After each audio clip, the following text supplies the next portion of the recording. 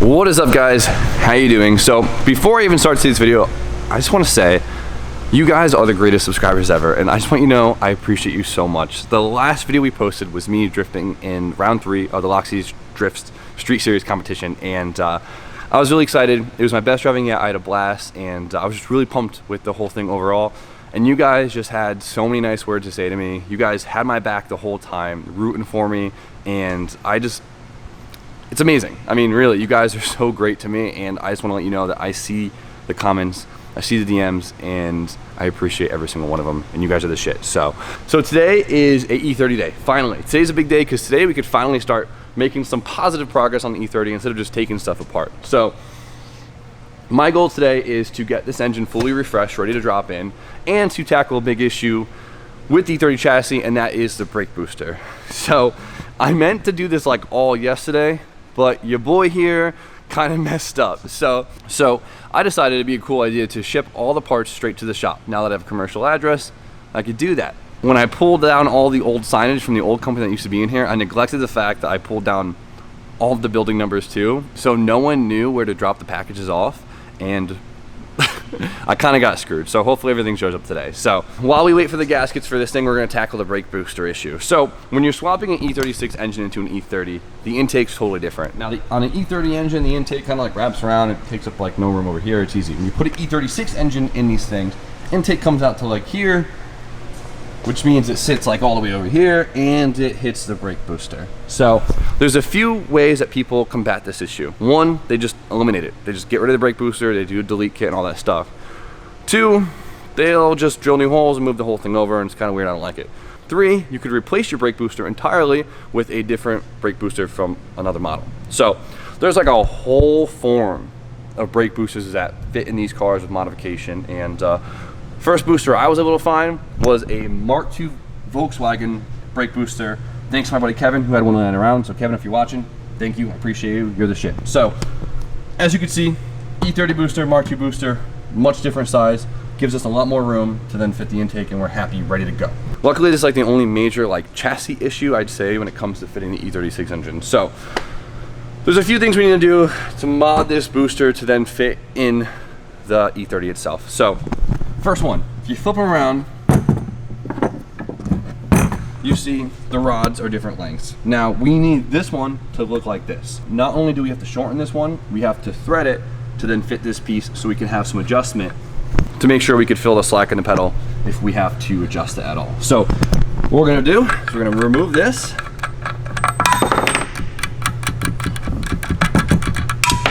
Then we're gonna cut the rod to this length. We gotta make sure we measure from the firewall spot. And we're gonna thread it, and everything's gonna be great. So it looks like we have about 4.5 inches.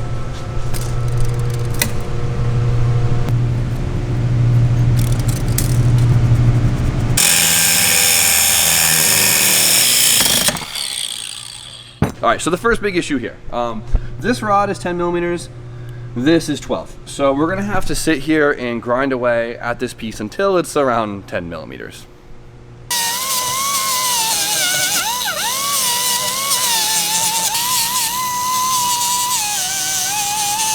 Many minutes later. All right, I got the 2 vice grip technique going. Definitely not the right way to do it, but whatever works, I guess. If it works, it works.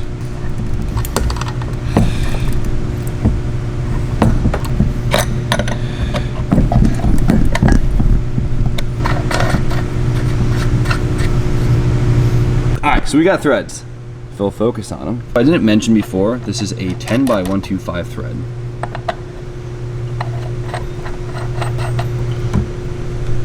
Perfect. All right, so now that the booster's basically converted to fit in the car, no issues, I want to mod the firewall to give us a little bit of extra room to make sure we have no clearance issues with the intake manifold. So I'm just gonna take these 4 holes right here, and I'm gonna drill a hole basically right next to them. Give us about a 1/4 inch, and honestly, that should be just enough.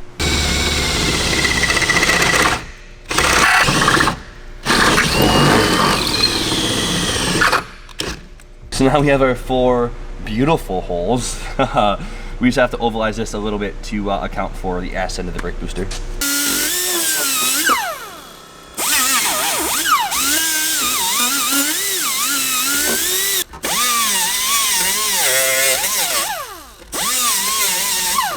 All right, let's see if she fits.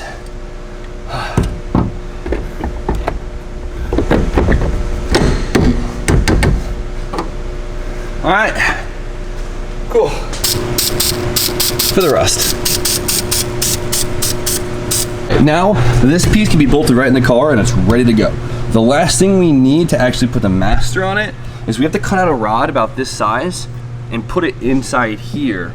So the back of this has something to push up against. That is easy. We'll do that later. We could do that after the engine's in the car. But the gaskets all just showed up. Thank God. I'm dying to get the engines together because I already got the clutch, I already got the trans. So once we get it together, drop it in, and that's where the real fun starts. So, of course, guys, got all my gaskets from the only place you guys know I get my Euro stuff from, and that is FCP Euro, baby.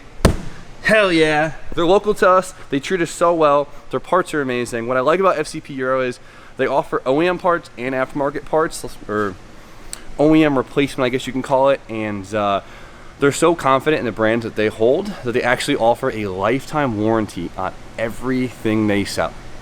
Everything. So let's open it up and see what we got.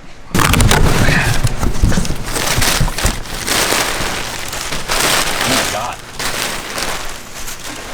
Holy hell. Look how many parts we have. God damn. That was a cheap engine we could have just threw in. Honestly, I want to make this car the car that we never have to wrench on. So I want to make sure we do everything right the first time we put it in. Everything's fresh, ready to go. And we just worry about seat time and not worry about wrenching on the damn thing. So let's just start making a dent in this pile and start getting the engine back together. But I'm feeling a little lonely, so let's get some company. What's up, B? Yo. All right. Yo, look at this pile of parts. How crazy Dude, is that's a big box of parts. It's sweet. This is sick. Should we reveal it? Yeah, I'm really pumped on this. It's like, oh, wow, this thing's big. Oh my God. And unfold it. Am I doing it right? Oh my, damn, that thing's like a I billboard. need a Jimmy Oaks wingspan to hold this thing. Nice work. Honestly, I'm really pumped about this because FCP Euro has been so good to us. I'm really excited to be able to rep them by hanging this up in the shop. This thing's huge. It's gonna look awesome. I'm gonna put it right in the corner, and it's a good touch. So, huge shout out to SCP. You guys have no idea. They're the shit. So, I guess let's just jump in right to getting the engine all set up. I tore it down to a long block, cleaned up all the gasket surfaces. I cleaned everything else up. Still looks crusty as all hell, but it's gonna be fine. So, where do we start? Let's start with the oil tray, which basically takes up this whole side of the engine. Real easy. All it is this gasket. All right. Nice. Oh, nice.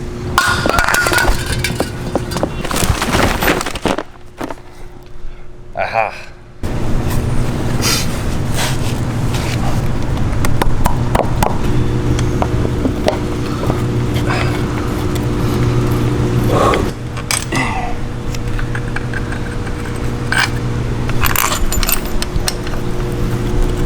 Oh, that's not a hole. Make sure always torque to spec. Spec. New crush washers. Bet. Let's do the coolant stuff. There's the thermostat. Well, that's the eyelet pulley. We need that. It's the tensioner. We need that. Did I order a water pump? Oh, thermostat housing. We need that. All right, looks like your boy was a dumb idiot and forgot to order one. Hey, that was a long parts list. All right, I was bound to miss something. So, man, this is where I use the power of YouTube and just make one up here. So, boom, got this one in store. Unfortunately, you got like the OEM style where it's plastic. Basically, all like the modded ones have metal propellers because the plastic ones tend to fail, but they fail at like, I don't know, high miles, so I'm not too worried about it. So these motors probably have the easiest water pump in history. Literally take it, put a little lube on the O-ring, be safe. Look, they're foolproof. There we go. Done. Well, besides the whole nut thing, but there you go. Sick. So now we have the thermostat in the housing, just as easy as the water pump. What's nice about this one is it's the upgraded housing. OEM is plastic, this one's metal, so we don't have to worry about cracking or warping. So this uses an O-ring here. This also uses a rubber gasket, which is nice, no RTV required. Ready to party. I love when engines have engine hooks like this from the factory, but it's a little concerning. It's like, did they know that this engine would have to come out a lot?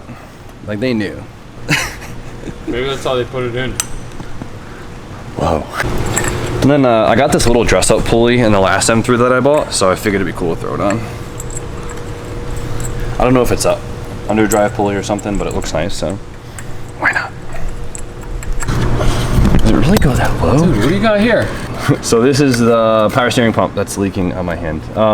Funny enough, I found this one in my parts of goodies. Oh, it's pissing. And this is actually the original power steering pump off of the M50 that came in the Japanese E36. Oh shit, that's probably gonna be way better for drifting then, right? Yeah, because it's from Japan. That's Yeah, that's it's how it gotta works. be- Yeah. Probably way better than this piece of crap. USDM. USDM crap. It's made for going in a straight line. Oh, hold this, B. I need to find the bolts. Right, I didn't come Put prepared. this down. Just leaked like a cord. Ooh, that was a nice visual. Good shit. Cool. Rock-a-bye baby on the treetop. What would I do without power tools? Be really bored. Yo, one thing's for sure, BMW was not fucking around when it came to the radiator hoses. They did not want that shit coming off. These are gnarly. God, that thing is hideous. Dude, you don't want to hurt its feelings. Yo, I have to have a nicer one somewhere. Come on. So the accessories are starting to look a little complete. Now we have the tensioner pulley, which is brand new, which is sick. And then we have our idler pulley, which is also brand new, which is also really sick. This goes here, and this goes right there. So it's looking pretty good. The last piece of the puzzle is gonna be the front main seal because, I mean, whenever you can, replace this, because most likely it's leaking.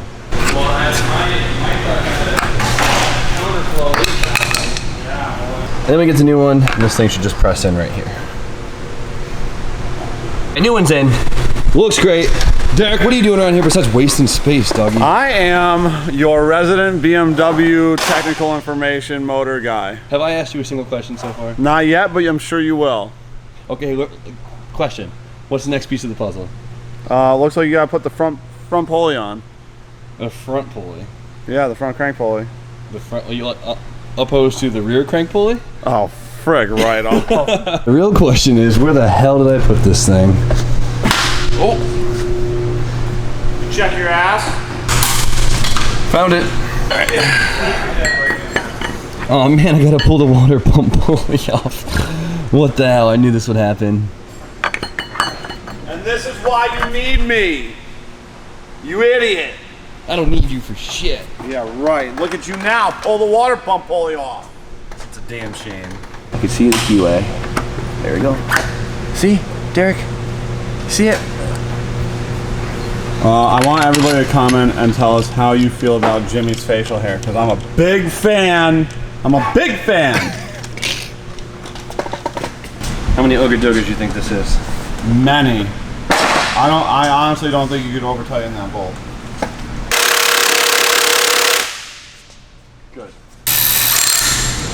Jimmy, I thought you already had the water pump pulley on. Fuck you, Derek. So all the accessories are on, which means it's time for the belt. Let's hope I got the right one. Do we guess the orientation or do we just look it up?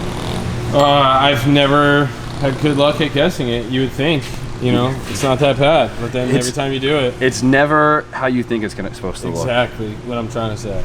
Oh, it definitely goes. Yeah, that's not long enough. Oh, you know what? I might have ordered the one with the AC. I meant to order the one without AC. Unless you're just doing it wrong. There we go. Still too long. Ah! God damn it. Like this. Aha! See, like I said, go the most confusing way you could possibly think, and that's right. Ha-ha! Nice work. There we go. That looks good, man. Not bad. Damn, this thing looks good. For a crusty old motor. All right, Mr. BMW specialist. What's next, huh? I don't know. I'd put it in the car. Yeah, right. And I would start it and run it. Yeah, just like that. Yeah, but you're gonna sit here and tell me it needs like an intake manifold or something stupid. All right, so all the accessory done, everything's good up front. Obviously the rear main seal and all that stuff needs to be done, but we're gonna do that once it's off the stand. And yeah, the last thing we need to do on the stand, honestly, is the valve cover gasket, because why not? So let's pop this thing off. Let's get popping. Yay! See how this thing looks underneath. You ready? Moment of truth. It's supposed to have 90K. Okay. Okay. It's probably the, yeah. Okay. Not bad. Not bad. This is probably the only part of the engine that looks like it might actually have lower miles. And that's the important part, so. That is the important part. I've never seen this. Look at this. It's supposed to be rubber. It's fucking plastic. This engine must have had no maintenance done to it in its whole freaking life. That's so sad. I hope that's like from age and not from like being overheated a few times. Alright, so I've had a valve cover gasket laying around the shop for, I mean, since we finished the last BMW, and it's been in the same spot this whole time. I went to go grab it, and of course it's missing. That's how life works, isn't it? But it's whatever. I'll find it tomorrow. But I couldn't get the, honestly, I couldn't get the old valve cover gasket out of the valve cover. It literally turned to plastic. So good thing I have an extra one laying around from the last S52. Got a nice M3, you know, oil cap on it. So so maybe it might look like an S52, whatever. Being a little poser, but whatever. I'm really, really happy. Engine looks great. I threw the coolant tube in real quick. Looped it, of course, because we're not running it through the throttle body. This looks great. And then I just spent literally the last hour seating all brand new studs into the head for the exhaust manifold, and it looks pretty damn good. So I would say, besides the valve cover, gasket, and all that, the long block is like officially complete, so we can get the clutch on it, get the trans on it, and drop it in hopefully tomorrow. Of course, the last thing I'm missing is the damn plate that goes between the engine and the transmission. I forget it literally every single time. Like clockwork, always forget it. It's so bad. So tomorrow, hopefully we can source one and hopefully get it in the car. That's the goal. Fingers crossed. And then obviously then that's when the actual work starts. So, but look at it, it's exciting. Finally made progress. So this thing's gonna look great in this car. This is how they sit normally, by the way. They sit this crooked. How weird is that? But whatever. So we're gonna end it. I'm so tired. It's been so hot. It's literally killing me. But with that, huge thank you again to FCP Euro. They always have our back. Always with the best parts, the best prices, everything. Can't beat it. So check them out. I'll put the link in the description. You guys already know. So they do everything Euro, like literally everything Euro. So check it out. With that, we're gonna end it. I can't even think straight. Like, comment, subscribe. Stay tuned for more content, and see you guys tomorrow.